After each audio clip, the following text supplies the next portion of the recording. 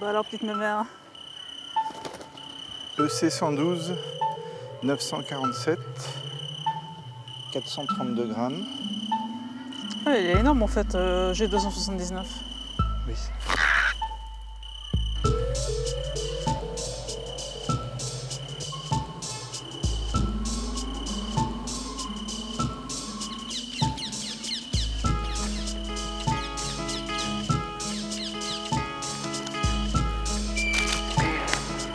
Bonjour, je m'appelle Marilyn, j'ai 44 ans et je suis corneilliste.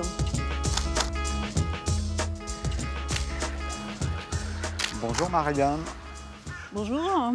Vous vous définissez comme corneilliste. Vous observez les corneilles depuis plusieurs années maintenant. Certains les trouvent repoussantes, intrigantes. Vous les appréciez, vous les étudiez. Qu'est-ce qui vous fascine chez elles? Alors c'est des oiseaux très intelligents qui ont chacune leur personnalité. Certaines sont timides, d'autres sont très téméraires, audacieuses. Et puis c'est des oiseaux très amusants à observer. Elles cachent la nourriture par exemple. Elles peuvent avoir peur aussi. Elles peuvent avoir peur. Je me demande si Frédéric n'est pas en train d'arriver en fait. Parce qu'il fait peur aux corneilles. Moi, par exemple, qui les attrape et qui les manipule, maintenant, elles me reconnaissent. Et dès que j'arrive, il y a toujours des corneilles qui alarment et qui font fuir toutes les autres. Donc, je ne peux plus lire de bagues. 55.1, c'est un oiseau qui a 3 ans maintenant. Donc, si vous regardez dans la bouche, en fait, le palais est tout noir. C'est typique des adultes.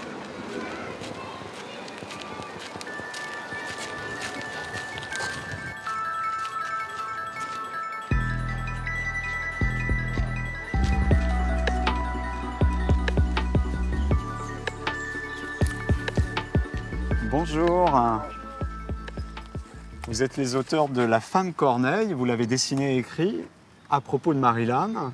Pourquoi l'avoir baptisée La femme corneille? En quoi elle est extraordinaire? Moi, ce qui nous a fascinés, c'était que Marilyn était un peu une porte d'entrée pour découvrir l'intelligence exceptionnelle de ces oiseaux noirs. Et donc, elle était un peu un intermédiaire entre eux et nous.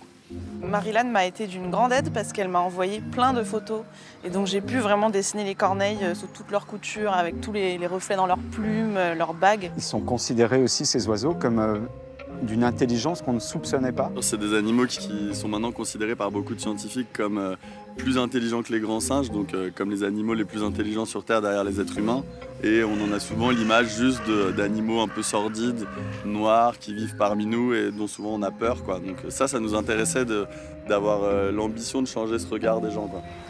Merci beaucoup, je vous souhaite de continuer de bonnes observations tous les trois. Merci. Ça l'a carrément fait fuir. Ça l'a fait fuir.